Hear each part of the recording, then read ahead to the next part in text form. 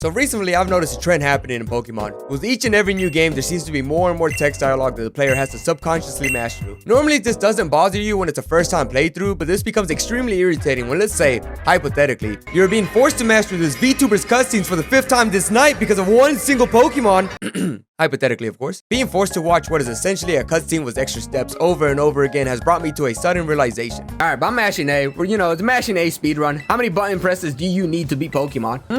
I wonder. Damn it, I'm so mad that'll work. I'm thinking about it right now. Wait a second. No one take that from me. And that's how we ended up here. Before we can hop on to any Pokemon game though, we first have to decide what counts as a button press. Surely walking around with the joystick doesn't count as it's not actually a button that you can physically press down, but that kind of feels like cheating. So I decided to scrap any games that make use of the joystick, leaving us with just 5 generations. Being heavily influenced by nostalgia, I decided to pick my favorite out of the bunch and officially start our Pokemon journey. Are you a boy or a girl? Now, surprisingly enough, this decision does matter. You have to go as a girl, and I'll get into that here soon. Yeah, you heard that right. From the very beginning, our choices matter. Even something as small as choosing your gender will determine the future outcomes for this challenge. You see, this isn't your run-of-the-mill Pokemon playthrough. No, everything from which starter to choose, to which Pokemon to catch, hell, even which moves to use on specific battles were all planned out. Now, with that being said, am I any good at following the plan? Go back in here, let's try to use the mud shot. Maybe it'll kill, maybe it won't, I'm not sure.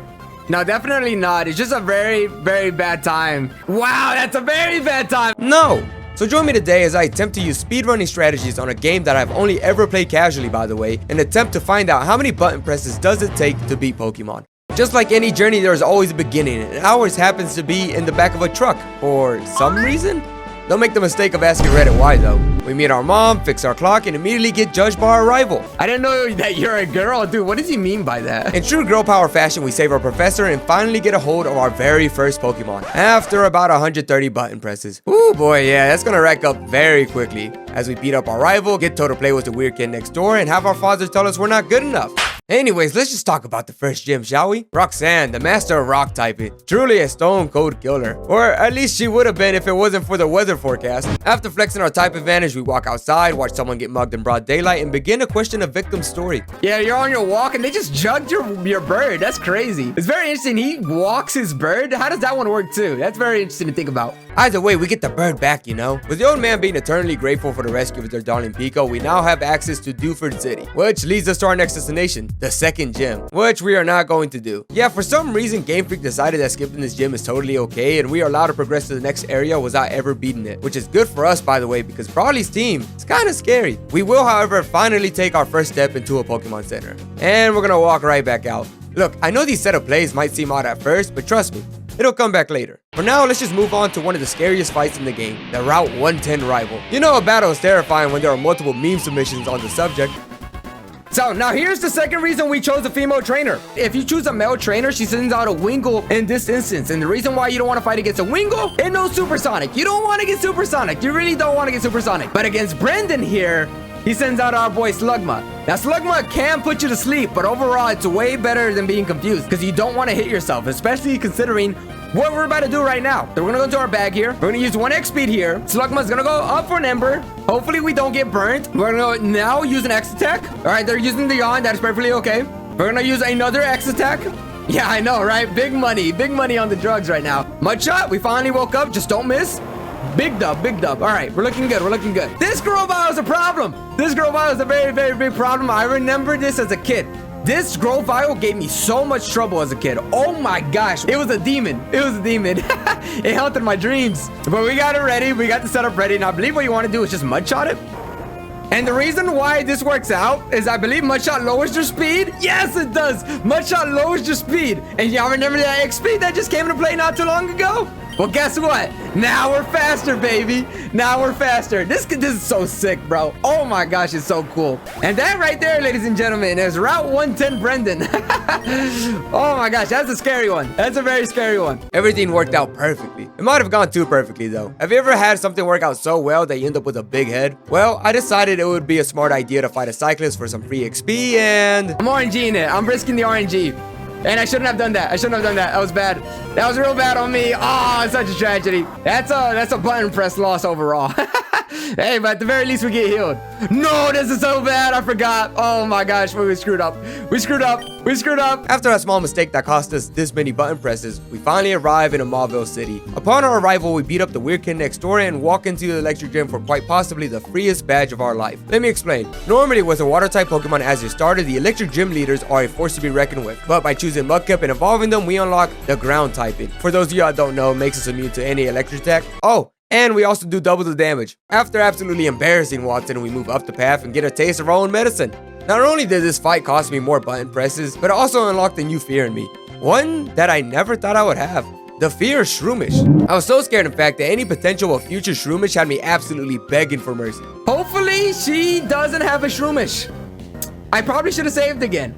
I'm gonna hope to God she doesn't have a Shroomish, right? No! And tackle misses. That 5% chance. The 5% chance. All right, we gotta pray. We gotta pray she doesn't have the same move. Oh my gosh, it can't get any worse. We can make it work. No, dude, no. Why is it a Shroomish? I think we have to reset, bro. That's so sad. I got my tackle missed. I got poisoned when they finally did connect. He knows Mega Drain. It's so upsetting. All right, we got them out the way. If they have a second Shroomish, I don't think we'll be as lucky. Roselia, you love grass types, huh? You love them. You love them. Why wouldn't you? Why wouldn't you love them? Ah, man. That's tough. I'm pretty sure ground does nothing, right? I'm pretty sure. Or does ground do something? Let's test it out, because at this point, I'm desperate. Okay, it's neutral damage. I should have been using that instead. That's neutral damage. All right. Thank gosh. Now we are poisoned. We're going to have to get rid of this poison. There is a house nearby that we might be able to use. Don't quote me on this, because I don't know if we need cut. All right, this guy does turn. Ah, I remembered. Dude, I played this game so much as a kid. We need cut. Can I go around? What's my health looking like? This is something we gotta look out for. We're at 37. All right, we might be able to make it.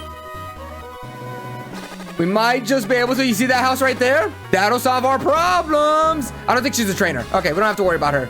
I think we default make it. Yeah, right? 37, that's a lot of health. We made it. We made it, boys. We made it. Is it a button loss? Sure, but I'd take this over the alternative any day of the week.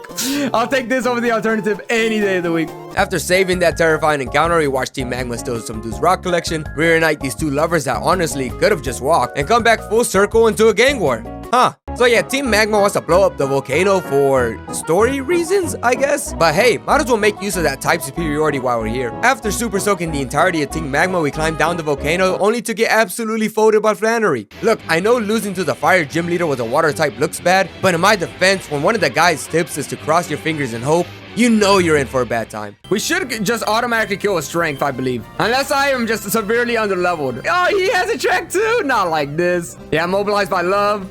Immobilized once again. Yeah, 50-50. That 50-50 is ratioing me so bad right now. I think, honestly, at this point, we just try again. All right, so hopefully they hit us with a move that won't do super amount of damage. That was a pretty high roll right there. They got it tracked off. Now it really is just praying. They opted for the overheat. How much damage is it gonna do? Damn, that's a lot. That's a lot. But now their special attack has harshly failed, so they're not gonna use that again. Oh shit, never mind. Damn, dude.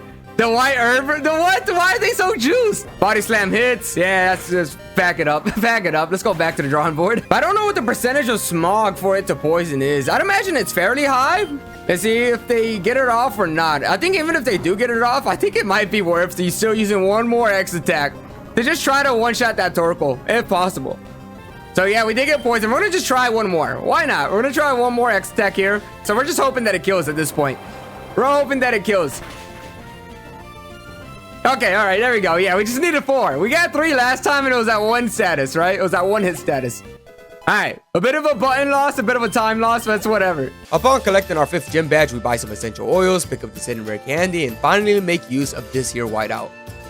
Would have been very cool to show off had I not died those 2 times, but hey, let's just destroy everything Brawley has ever known or loved. After that murder scene, we send the old man back home and finally get a chance to prove to our father that we are in fact good enough. That's the way it worked out for me. Wow, that's a very bad time, and I didn't save, so we're just gonna have to hold this. Being the goober that I am, I had completely forgotten about the move counter, which is a move that does double my damage, by the way. Now I wanted to level grind as that would cost us more button presses, and frankly, I just didn't want to do it. We decided to adopt a new strategy. Now, the nice thing about Slocking is that he has a very high chance to just loaf around, and we're gonna use that to our advantage. Anytime where he is able to attack, we're not gonna attack. So we're gonna play it safe. We're gonna play it very, very safe.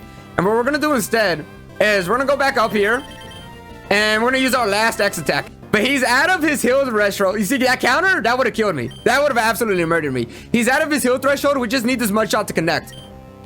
And it did in fact connect. There we go.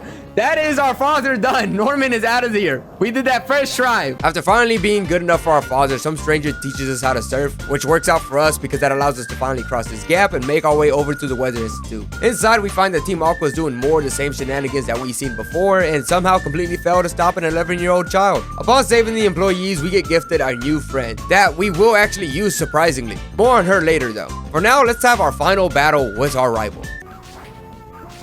Oh, that's gonna hurt a lot. That's gonna hurt a lot. Yo, what the fuck? Now wanting to walk back from Petalburg, I decided to load up my old save and do that all over again. After the battle, we unlock Swampert, have Steven tell us a bit of useless information, and make our way over to the flying gym. On paper, this gym shouldn't be too bad since neither side gets to have a type advantage, but I completely forgot about a very specific Pokemon, Tropius. This Bronto-looking Pokemon decided they wanted to be special and become a flying grass type. And we are 4 times weak to grass. Are you starting to see the problem? Luckily for us, Lamau manages to clutch up and we defeat the trainer. Yeah, that wasn't even the gym leader. And we barely managed to scrape through that. It's gonna take an absolute miracle to deal with Winona. We're praying that we don't get hit with a Perish Song. If we get hit with a Perish Song, that's gonna mess us up really badly here. Damn, immediately use Perish Song. That's so sad. That's really sad. She kills me here. Great. Perfect. They whiff through the Swablu. We're gonna send out what? Tropius? There's the Tropius. Tropius is now out, ready to game. And we're gonna see if we can hopefully kill this guy within 2 hits. They opted for Sunny Day. That's huge, actually. Wow. No, but I think I actually did need to get hit. I do think I was supposed to get hit here. But we're just gonna try our best anyways. Oh shit, I got hit. Oh my gosh, never mind. We're back. We're back. I did get hit. That's death, I think. Wow, that's not death. Whoa, 12 HP in a dream. Swampert just saved my life. What a mess. Oh my gosh. I think we just use strength and hope for the best. Hope for the best. Oh my gosh. Please kill. Oh no! We got too excited. All right, they're gonna try healing though. They're gonna full heal. We're gonna hope for a high roll out of our strength here. If it high rolls, there's a chance it'll kill. Come on, give us a high roll. Give us a high roll. There we go. There we go. I got low roll first time. I got the low roll. After collecting our 6 gym badge, the game really wants to hit us with the story. Basically, remember what happened at the Weather Institute? Well, imagine that, but this time in a graveyard. Then imagine that again, but filled with lava. Oh, Groudon does get released here, but you know, that's kind of unimportant. Let's just move along to what I like to call the final boss of the game. Or bosses in this case. Yeah, for some reason these two are consistent run killers in every challenge ever created. Normally I think it's because of their psychic typing and their ability to hit hard, but for me, it's because of this damn bird. For whatever reason, each time I would get close to winning, this bird would come up with some form of an answer to stop me. That is so unfortunate. That is so unbelievably unfortunate. Wow. Being the stubborn gamer that I am, I kept trying over and over and over again. I tried so many times, in fact, that the fight actually went on to the next day. We honestly have the strategy. The strategy is there. They're just refusing to accept it. Please don't die. I am begging that you don't die. This Claydol is only using Psychic now that I mentioned that he was using Ancient Power. All right, but they survived. I just need Xatu to not be a butt. I just need Xatu to not be a butt, and we'll be so straight. That's all it takes. That's literally all it takes. Don't use Calm Mind, and we got it. If they don't use Calm Mind, we got it. All right, please don't Calm Mind. Please don't, like, attack me, kill me, do whatever. Just don't Calm Mind. Oh, that's bad. Oh, that's bad too. They have everything. They have everything. How do you fight that? You don't. You don't fight that. That's rough. All right, we're going to try to work our way through confusion. We're relying on RNG right now. Nice. Big dub. Big dub RNG. Dude, I'm scared. I'm genuinely terrified. Should we play it safe? I think we should play it safe, right? I think we should play it safe. I think we should play it safe. Or maybe I should have risked it. Or maybe I should have risked it. Gosh dang, that's tough. Please? Oh my gosh, we didn't have to risk it, but I was so scared. All right, we made it through. We made it through. I am immediately saving. Oh my gosh, that is difficult. That is so hard. I'm so tired of Tate and Eliza. From here on out, they have my respect. They hold the title of the hardest battle in Pokemon for me. And that's the end of the run. No, seriously. From this point on, the game allows you to catch a level 70 legendary before you even fight the 8th gym. I would like to say the Elite Four stands somewhat of a chance in defeating my long gecko, but they don't. There's only one obstacle left in my way. The champion versus my team, baby. Without further ado, let's find out how many buttons does it take for one dumb gamer to beat Pokemon Emerald. Notice that out, Well-Lord. Well-Lord is very, very beefy. So what we're going to do is we're going to go ahead and set up another X attack. Lemmy's attacks is now risen. And damn, they got the Blizzard with the 60% accuracy. That's going to hurt. Yo, wait a second. I didn't even know you had Blizzard. But we survived? Yeah, Fly. We're going to go for Fly. So this will miss. This will cause Blizzard to miss. And that's why we go for the Fly. If they survive this hit, we can Aerial Ace and kill them next turn. Oh, but our attack side is demon-like, baby. Oh my gosh. Ludicolo, what is your best move? That is actually really good. Does it kill? Not quite. Ludicolo is gonna cheese me out. Yo, what the mess? Dude, this is all he's doing. Is that the only move he knows? Can you let me through? No. Dang, that is horrible. Ooh. And they still had more double teams to go. We are not looking too hot right now. Jeez almighty, this is so bad. This is like as bad as it can get. Because he has, I want to say ×5 or even ×6 at this point, double team, which is like crazy. So the chances of me connecting a move are pretty good apparently. What the mess? Now for this final Pokemon, I want to go back to TNB. I want to end it off with the boy that started it all. Is it risky? Sure, but we got to send it. Do I have a good move for him? I don't know. But I'm risking it anyways. TNB is coming out. We're going to see if TNB can finish this off one way or another. We got to end it off with our boy. They are very high level. TNB is not going to do it. Oh my gosh. What the mess? And wow, we are not doing that damage. Not at all. Y'all think a Rock Smash will do anything here? Wait a second. It's not over till it's over. Hey, y'all see the vision? Okay, all right. Wait a second. We're not out yet. TNB has a shot. TNB has a shot. Trust. Just trust in the process. All right, we're looking good. We got 2 of those off the way, so he should be a lot weaker now. Let's see what a strength does. Now, if he crit hits me once, TNB is dead. Hey, okay. He didn't crit hit this time. We're gambling. Strength. There go for the earthquake. No healing. All right, no crit hits. No crit hits, baby. All right, TNB, seal it away. Let's go, baby! All right! TNB did it! TNB beat it against all odds. And with that, ladies and gentlemen, that is Pokemon with every button press imaginable. How much is it? Well, technically at this screen here, we are what? 11,150. But we're gonna keep pressing up until we get to the save file. So let's see where the final counter will be at. Welcome to the Hall of Fame, gentlemen. We did it. 11,197 is the total amount of button presses you needed to get through the game. It took us 6.5 hours, technically 7 if this counter is correct. So 7.5 hours to make it through a 3-hour speed run. Don't worry about it. And with one more button press, we go into the final cutscene. So it actually is 1198, huh?